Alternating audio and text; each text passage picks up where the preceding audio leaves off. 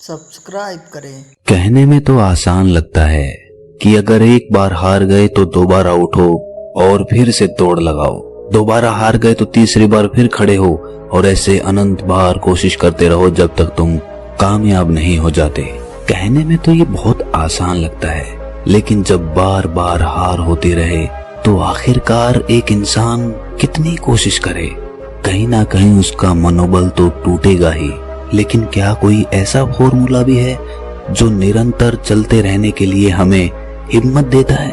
तो इसका जवाब है हाँ, और इसका जवाब आपको इस कहानी में मिलेगा। कहानी के अंत में आप देखेंगे कि कहां से एक इंसान को निरंतर प्रयास करते रहने के लिए हिम्मत मिलती है।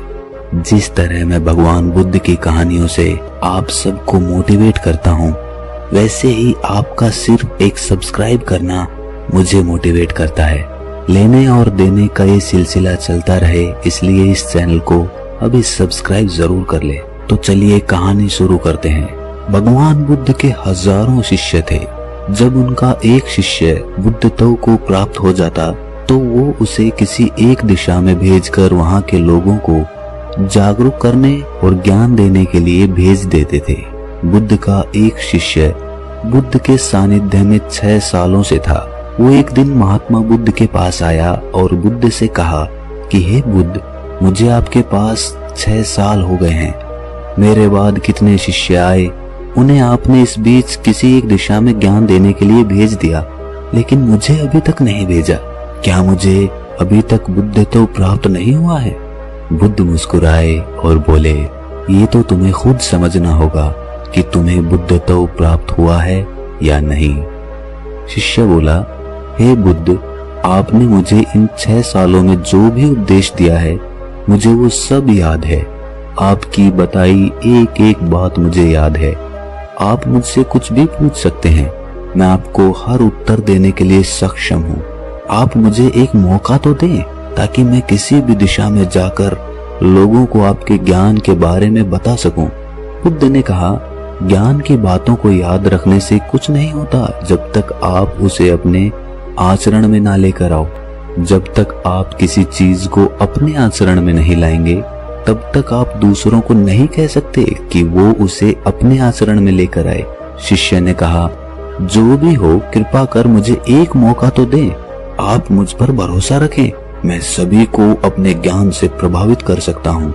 मैं लोगों को ऐसी बातें बता सकता हूँ जिससे उनके जीवन में शांति आएगी और वो शांति पूर्वक अपना जीवन जी सकेंगे। बुद्ध ने कहा, अभी तुम तैयार नहीं हुए हो। जब तुम तैयार हो जाओगे मैं तुम्हें खुद सही मार्ग पर जाने के लिए कहूंगा। शिष्य ने कहा, क्यों बुद्ध, आपने मुझे इन 6 सालों में इतना भी ज्ञान नहीं दिया जिससे मैं लोगों को प्रभावित कर सकूं? आखिरकार बुद्ध ने हार कर कहा, ठीक है, तुम पूर्व दिशा की तरफ चले जाओ।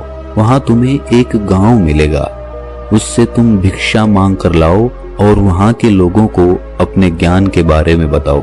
कल सुबह तुम वहां अकेले जाना और शाम को आकर मुझे बताना कि तुमने कैसे वहां के लोगों की मदद की।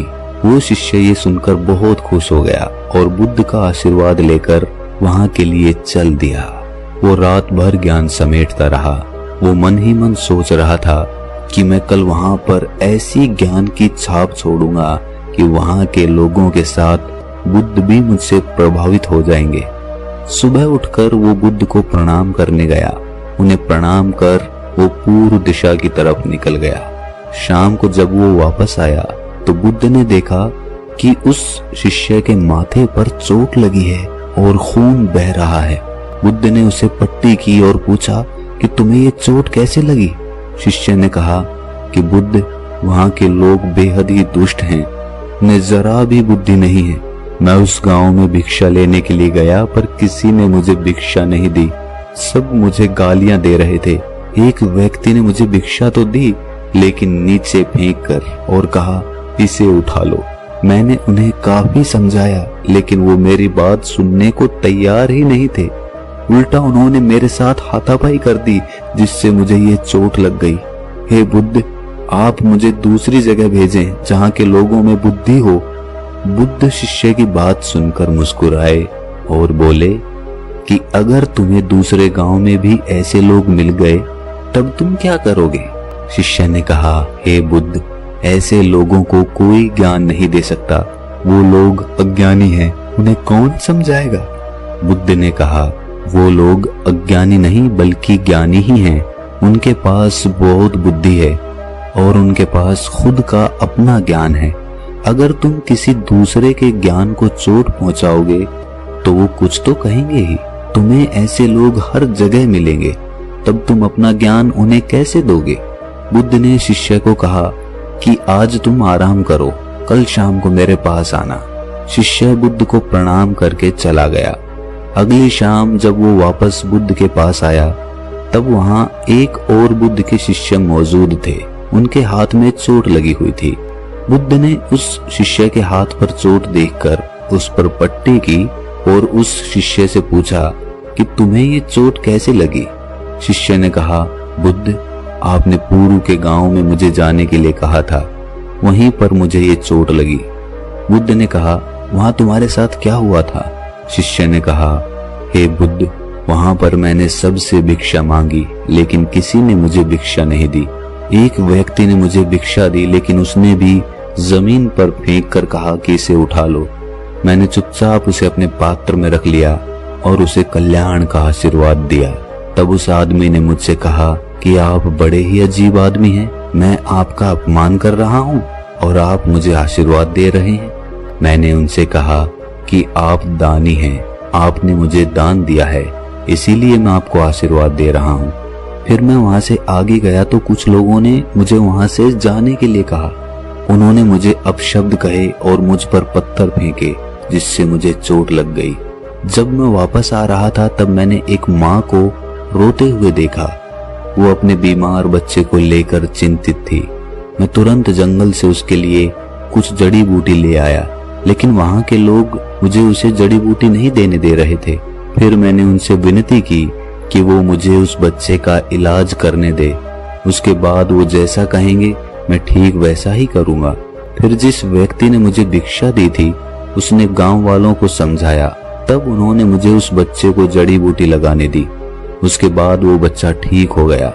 फिर गांव वालों ने मुझसे उनके किए गए अभद्र व्यवहार के लिए क्षमा मांगी और मुझे धन्यवाद दिया। फिर मैं वहां से वापस आ गया। हे बुद्ध, मेरी आपसे एक विनती है।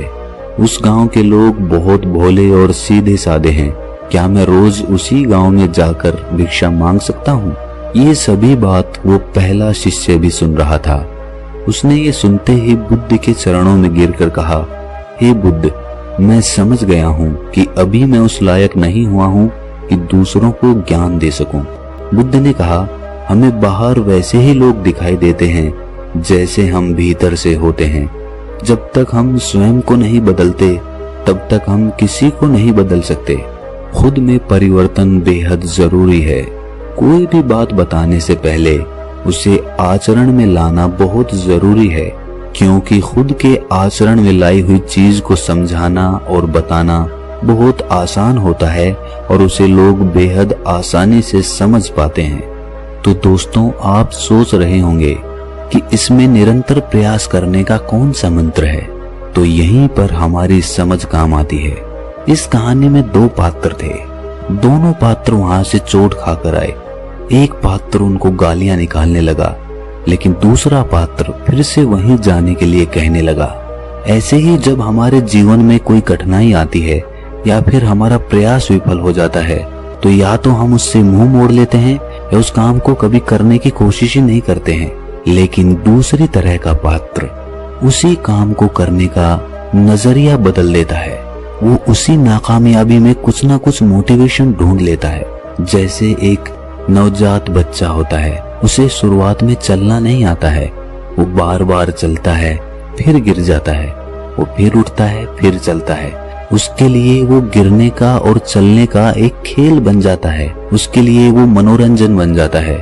उसको वो कोशिश नहीं लगती, उसको वो खेल लगने लगता है, क्योंकि उसके पास कोई दूसरी चीज करने को होती ही नहीं है।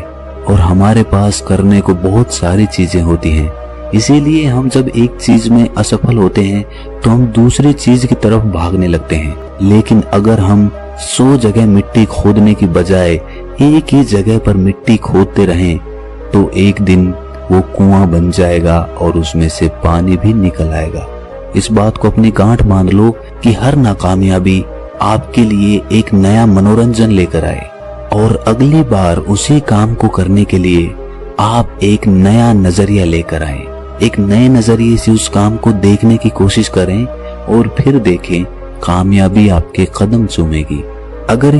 अगर ये कहानी आपको अच्छी लगी तो इसे अपने दोस्तों, रिश्तेदारों और मित्रों के साथ साझा जरूर करें और ऐसी ही कहानी सुनते रहने के लिए हमारे चैनल को सब्सक्राइब जरूर कर लें और नोटिफिकेशन बेल को ऑन कर दें। तो मिलते हैं अगली किसी कहानी में, तब तक के लिए अपना ख्याल रखें। प्लीज़ चैनल को सब्सक्राइब करें।